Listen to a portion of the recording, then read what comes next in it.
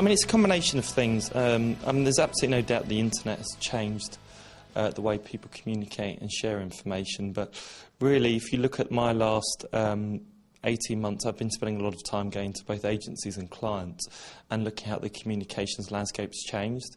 And although I've been in digital now for 11 years, it's really social that's driving that change more than anything else. It's an unbelievably exciting time to be in the industry because, to be honest with you, we still don't know the implications social's going to have.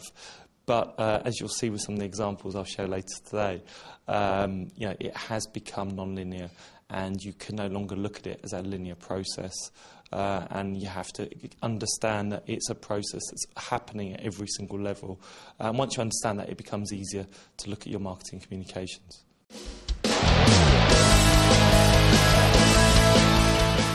The one thing I've learned in my experience is it's hard to predict anything beyond 3 months. I think I'm as proud of what I've been hearing for 10 years that that it's going to be the year of mobile. And for 9 of those years, we kind of went, no, it's not. What you're actually seeing now is with smartphones is perhaps it is starting to become the year of mobile. 2012, we'll see more mobile devices. The tablet is having a huge impact on that.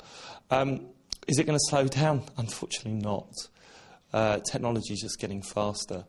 And our job, to a certain extent, is trying to understand, anticipate what changes that means for human behaviour, because actually a lot of human behaviour hasn't changed significantly within that time. So as long as you can really understand people and how they connect, and then you can understand and anticipate the technology, it's not as big a leap as people think it's going to be. When you look at social, the first thing the thing that I always talk about, and a lot of people in the social talk about, is the fact that people don't tend to want to speak to brands. So on one hand, you know, brands aren't actually people, because they just, you know, people want to speak to people, and what brands need to think about is what social currency they're giving those brands.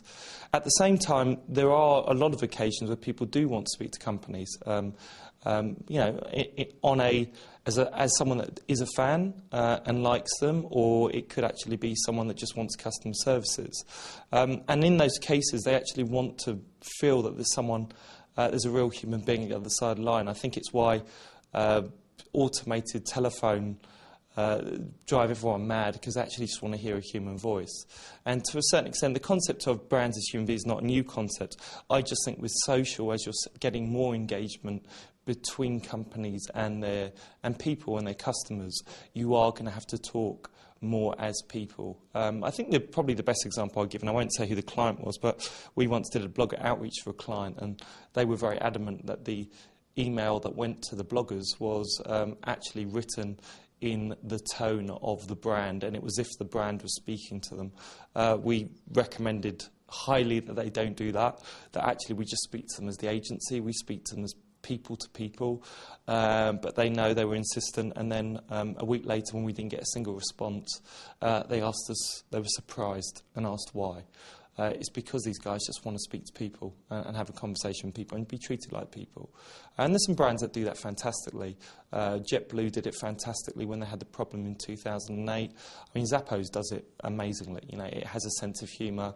It feels like you're speaking to people. And I've actually went to Zappos, and they've built a real culture where just throughout their culture, that's just how they think. You know, their job is to wow their customers at every single point. I used to run an agency, and we were quite a young agency, and I think what we learned very quickly is that we had a lot to learn.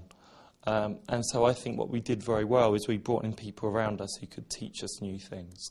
And I think the advice that I give to people is really seek advice wherever you can, learn from others, and give it back as well, and make it become part of that ecosystem of adding within that. I think a couple of things. I mean, in terms of advice, that, you know, I do a lot of work with students, and the advice they ask me what advice I'd give them, and the advice I give is the same thing. Is firstly, there's no substitute for hard work.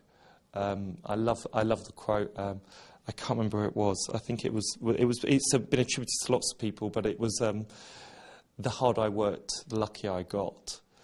I think the other thing is, and certainly the mantra that I have, comes from Confucius, and it says, love what you do and don't work a day in your life. I haven't worked for years.